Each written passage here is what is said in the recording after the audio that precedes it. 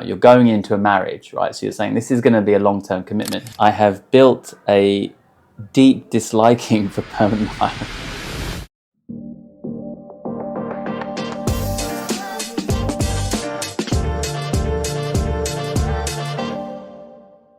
Welcome to Outsized Advantage, a podcast about agile talent and flexible workforce models. Today, we're going to talk about contract to hire and whether it's just another way to exploit talent or if it's actually something that could benefit both clients and talent, a kind of a try before you buy model. I'm Niclas Thelander, founder of Outsized. I've got with me Anurag Bhalla. Hello. Hello. Welcome. Again. Yeah. Nice to see you. How's your day been? Very good. Very good. Bit hungry, but overall okay. Okay, good. In 20 minutes you can get something too. Cool. So and Anurag is not just my co-founder, but also heading up our operations across all of Asia Pacific. So yeah, great to have you here. Thank you. Maybe to kick things off, what is contract to hire? Yeah. So I really love this concept, mainly because I have built a deep disliking for permanent hiring. I feel that over time the permanent hiring market is become increasingly broken. It's one of those crazy states of reality, crazy states of the world. It's just something that I don't know how it exists, and it continues to exist like that for both sides of the market. So both for organizations looking to bring in talent and people looking to join new organizations. The whole model for how permanent hiring works just doesn't seem to suit anyone and deliver a great experience for anyone. When contract to hire as a concept really started to come out, and we also started to talk a lot about it to our clients, I already grabbed onto it because I thought actually this could be a way to solve a lot of the big problems. So to answer your question, at its center, contract to hire is an alternative to permanent hiring. So an alternative approach for how do you bring in individuals into roles that ultimately are individuals that you may have an intention of hiring, or for a role that you traditionally might look for a permanent solution in. And instead of going through that traditional permanent hiring process, you bring in an individual on a contractual basis first, in a model which allows both sides to sort of try, have a trial period before they commit, and then transfer them to permanent if mutually agreed at a period of time defined later down the line. Okay, so going into details then, in terms of from an employer's perspective, what kind of are the key advantages to this model? Maybe both, I guess, and maybe contrast that to the typical permanent hire model. Yeah. So if you talk to most organizations, most business leaders or hiring managers, people responsible for building teams and hiring people, one of the biggest constraints to executing, growing, hitting objectives, achieving strategies will be getting the right people into the right roles quickly enough.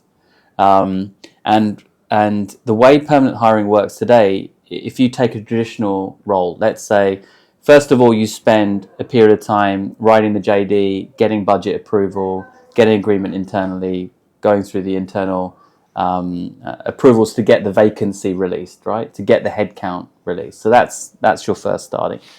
The second point is then to hire and find someone to help you go through that process, right? To go and identify potential talent in the market.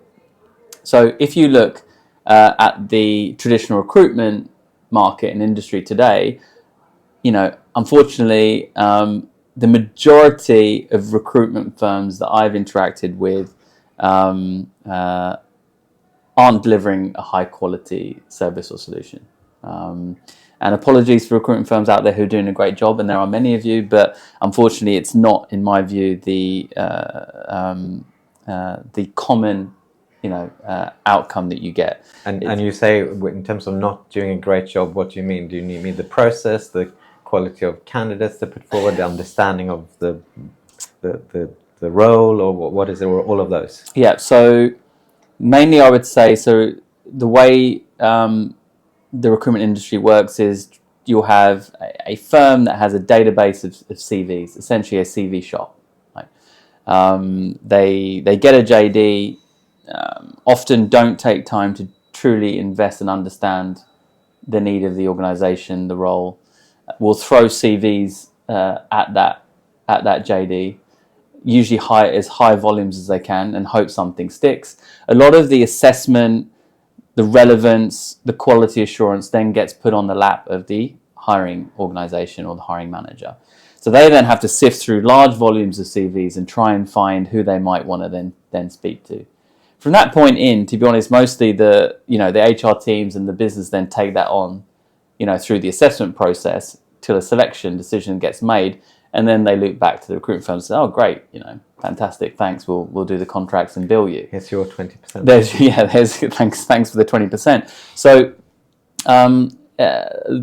that's what I'd say. Mainly these are CV companies that just throw CVs at a job and hope something sticks. And if you look at the permanent hiring experience for the hiring organization, you've got through that approval process. You've identified a firm, probably a firm on your vendor list that procurement have approved, and you go to your internal HR hiring team.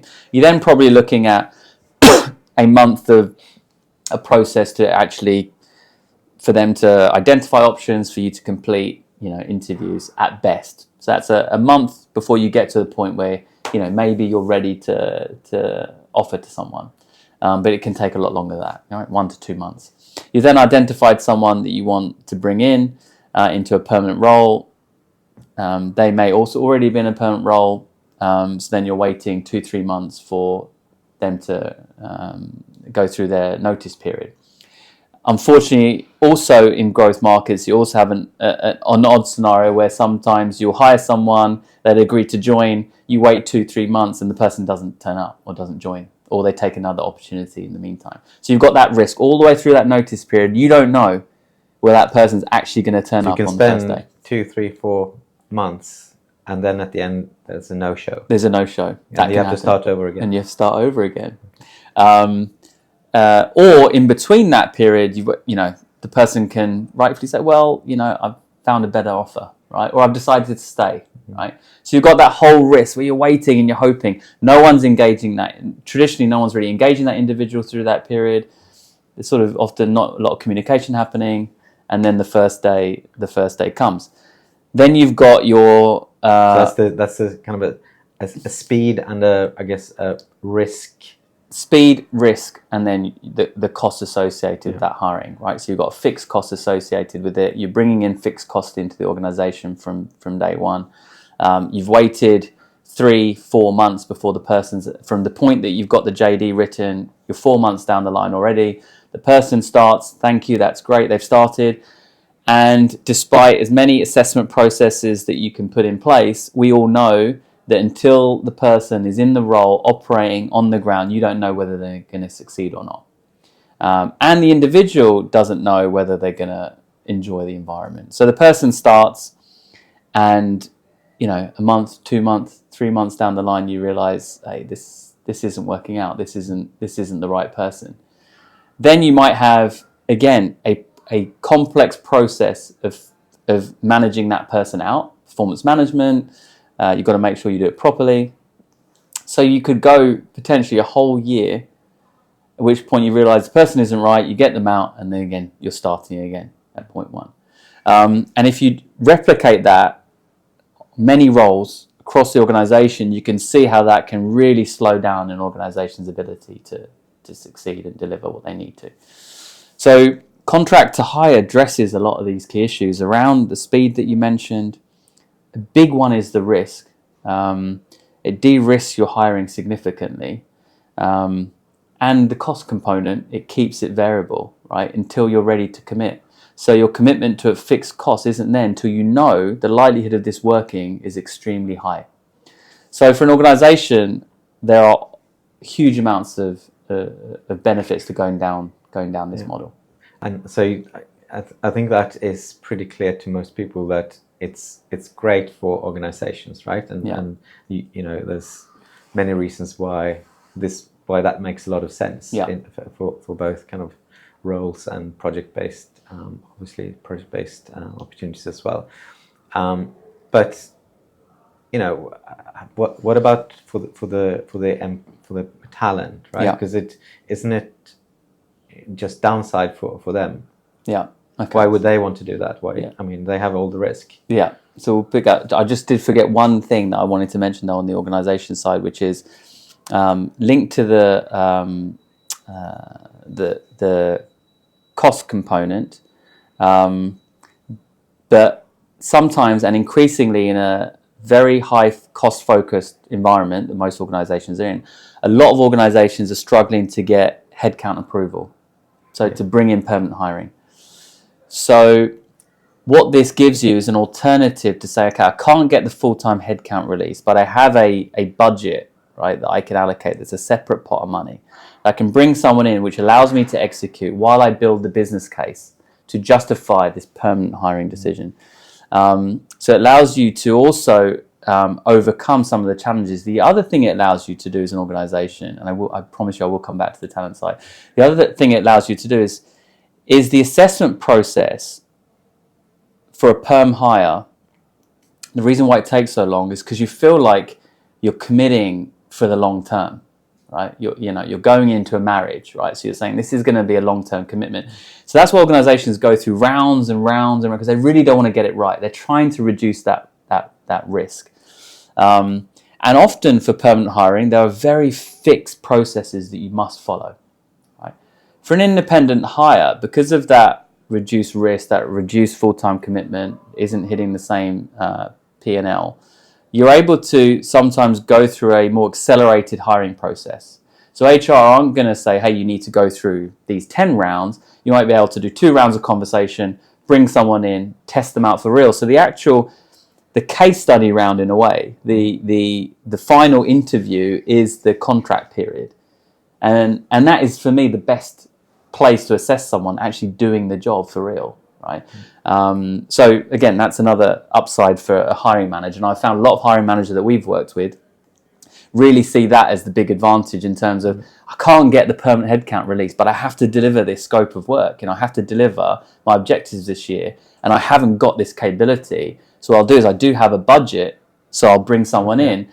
They'll show how good they are, and then I can get the business case approved. Okay, that makes sense. Yeah. So let's go back. So then go back to the. I'm glad you added that because it's important. But yeah, so then I guess going then to the other side of the market, what's in this kind of try before you buy model. What's in it for the talent. Yeah. Right? So I think the biggest aspect is around knowing what you're going into, right? So if you take on a permanent role, and we all know, we've all probably done this as hiring managers, and someone's sitting in front of you and you look at their previous role and they went into a permanent role and it wasn't independent, it was a permanent role and they were there for 6 months and they left. It's very hard for hiring managers not to assume there's something, it can't all be the organization why it didn't work out in 6 months. What happened? Why did you leave so quickly? What wasn't right? And no matter how much justification people give, say, it wasn't the right environment. I came in, I thought one thing, the role wasn't what I thought it was, or the culture wasn't right, or the growth, it was clear that my growth opportunities weren't there. It wasn't the organization for me. There's an immediate judgment. Well, it can't all be them. There must have been something going on there. So I think the biggest aspect is when you're joining a company, I think sometimes people don't always reflect on how much of a big decision that is in terms of the amount of time you're going to spend in that organization. You are deciding to allocate your time, your emotional energy, deploy your skills, your expertise. You're an asset, and you're deciding to give all of that to this organization. So the power dynamics, you have to see it as being equal. So I always say an assessment process is not only the organization assessing, do we want you? You're assessing, is this the right place for me to deploy my skills? Is this the place where I'm going to learn? Is this the place I'm going to develop? Is this the place I want to spend 12 hours a day, right? And go home thinking about it. So if a permanent job is going to be a lot of those things for a lot of people, do 3 rounds of interviews, with 3 or 4 people in a organization with more than 1,000 people in it, right? Is that enough to know that that's the right home for you? Knowing that you can come in, managers change, structures change, organizations change, you're meeting lots of other people that you've never met before, you're getting exposed to different parts of the organization. So do you really have enough information to make that commitment? Is the first place I'd start. And so the contract period is for me, equally for you to say, is this the right home for me long term? And it helps you explain, right, if you were to leave, because it was a contract. I did my 6 months, I decided not to renew, it wasn't the right, opportunity to carry on. So it allows you to test that home, test that organization, test if it's the right place for you before you commit. I think that's the main thing. The other aspect it gives you is flexibility and value creation. So when you're in that period, often organizations, individuals come to this, point of commercial negotiation, right? And it's based on you trying to convince them all the things that you did that they didn't see were highly valuable, right? And you trying to assert, well, how big is the challenge that I'm facing here? What's the impact I can make? And try to come to some sort of decision on what, the value of that is. And again, if you go into an organization and show your value over a 6-month period, create desire within the organization, your negotiation power is significantly increased than where you were at the beginning. So you go in on a 6-month contract, or a 12-month contract, you do a great job, you deliver huge value, you're seen as an asset in the company. So then that discussion on remuneration becomes a lot easier because you're saying, well, look at what I did. So the power dynamic has shifted slightly. Absolutely. If you back yourself, and I think with the contract to hire model, I would say that it also takes confidence and belief in your own capability set, right? But if you believe, hey, I have value here, there's equal power dynamics, right? I'm going to go in, I'm going to test out, is this the place for me? And I'm going to show value. So then when I commit to the long term, my negotiation power is so much higher. Because I go, look at my body of work that I've achieved. So now you're negotiating on, again, the organization can see what you've done. And so they can't say, well, we didn't really know that. We didn't really know what you did, or did you really do that? So I think that's the second component. So try before you buy for you as well as the organization. Negotiation power, but also flexibility. So, as an individual, you want to make sure that, you're taking the best opportunities out there, right? So often when you've gone into a permanent role, you don't really want to leave. You don't really want to be leaving before, say, a year, 2 years, right? So once you're in, you sort of feel relatively committed for a couple of years. In that contract period, it also gives you the optionality of choice, right? So, hey, this isn't maybe where I see my long-term home. I can start looking at other things, and it gives me the flexibility to jump within that period into another opportunity that might have come up. So I think those are some of the real benefits for an individual. Okay. And I think increasingly individuals need to focus on the work, not the contract. And I think as both sides of the market have previously focused too much on the nature of the contract. Are you perm or are you contract? Is it a perm role or is it a contract role? And they feel it somehow previously, if I'm offered a perm role, that must mean that they love me more, right? If I'm on a contract role, that must mean they're not sure about me. Right? And I think now ignore the nature of the contract, because a permanent contract is in my view, no different to a contractual one, right? A 6-month contract, a fixed term contract. There's no real difference. So focus on the quality, the opportunity, the organization, and don't worry too much about actually what is the contractual relationship that's in place. Okay. So going back to kind of the client perspective, are there certain situations where contract to hire is particularly suitable, or vice versa, where it doesn't kind of make sense to go down this route and just do either kind of pure freelance contract, or with no expectation of it becoming perm, or vice versa, just a straight permanent contract? Yeah. So I think there's a few areas that are a good place to start. So I think the first one is where you have urgent hiring needs. So the independent talent market increasingly gives you the ability to bring in independents quickly, people that are available or have shorter notice periods that you can come in. And we've talked about this earlier, but there is the assumption that independents don't want to be permanent is not correct. So there's a big proportion of independents that will jump in and out of the perm market, back into the independent market, and their focus is on, hey, if I find an organization and an opportunity that I really like, of course I'm open to going permanent. Even if I've been doing independent work for the last few years.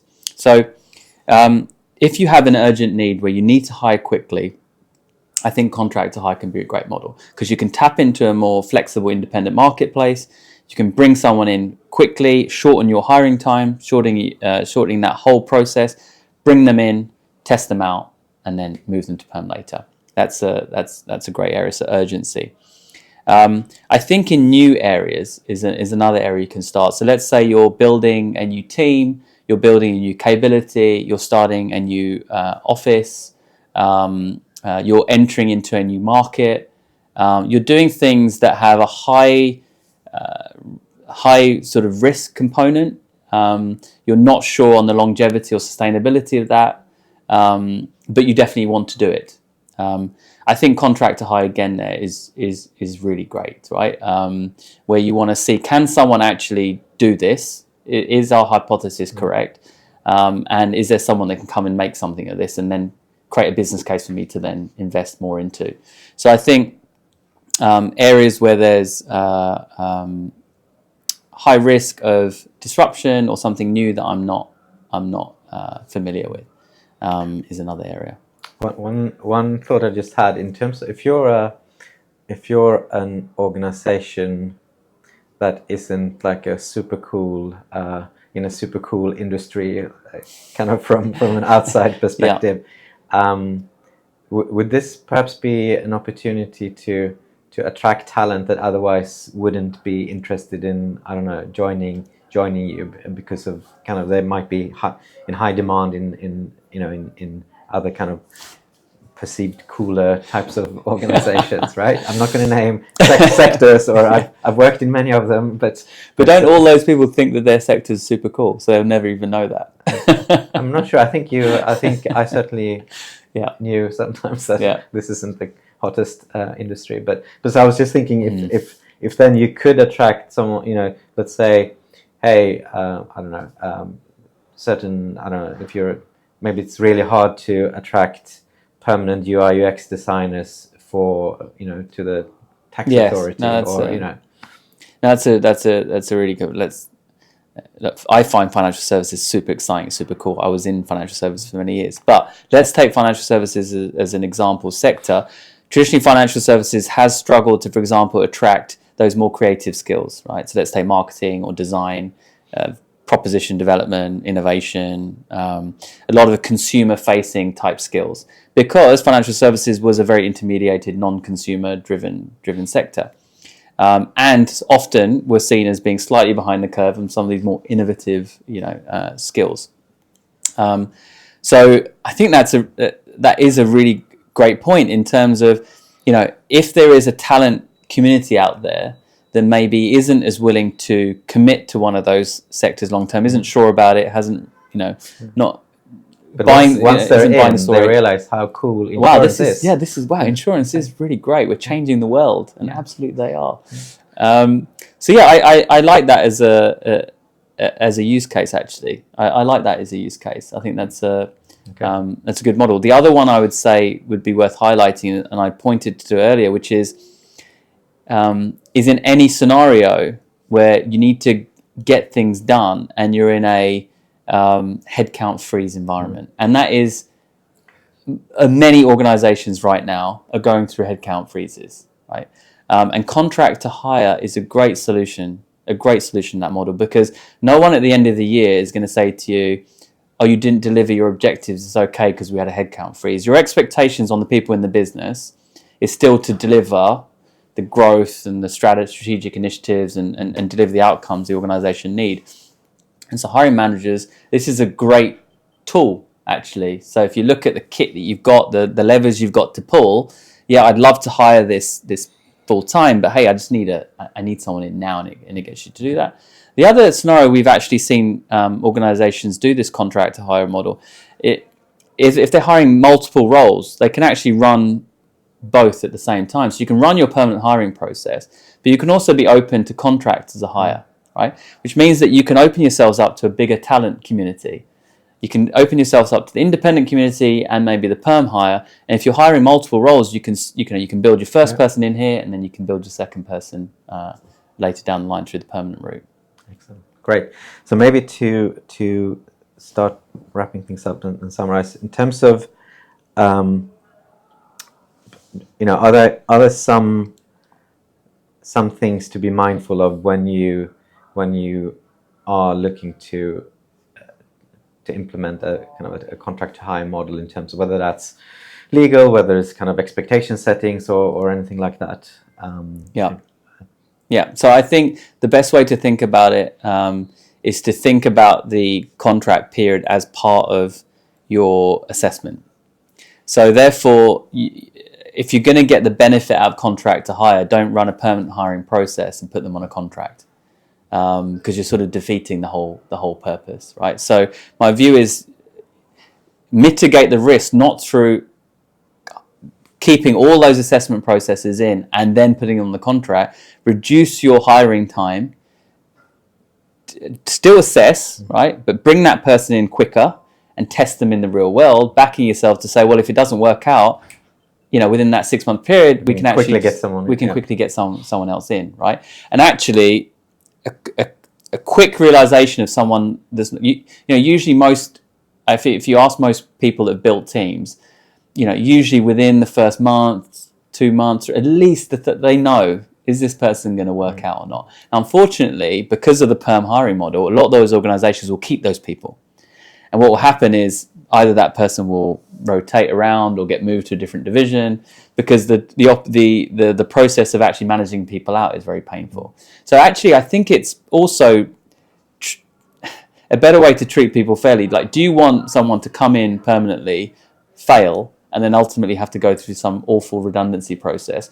Or is it better to actually work things out quickly, come to a quick conclusion, hey, this isn't going to work, and then move on, right, and find a different approach? In my experience, it's also about kind of having a clear expectation setting for both sides in the beginning, right? So be transparent, towards the talent. This is what we're doing.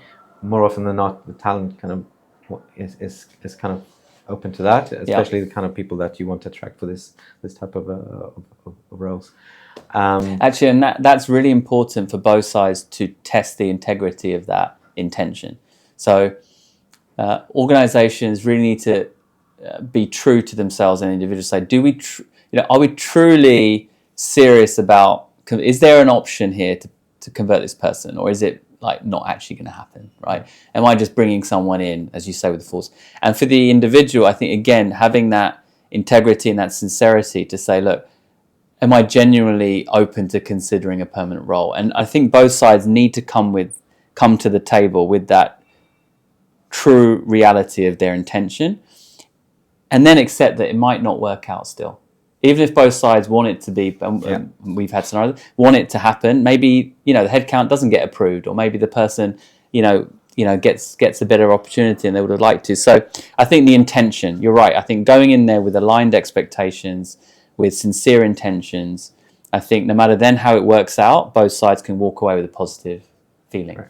And final, maybe in the markets where you've operated, are there any kind of legal or contractual considerations that companies need to be aware of, or is that kind of on a... So often the contract to hire that we've seen when people are organizations are doing that, they find it difficult to sometimes do it themselves. So they might look to a partner to actually facilitate that contracting.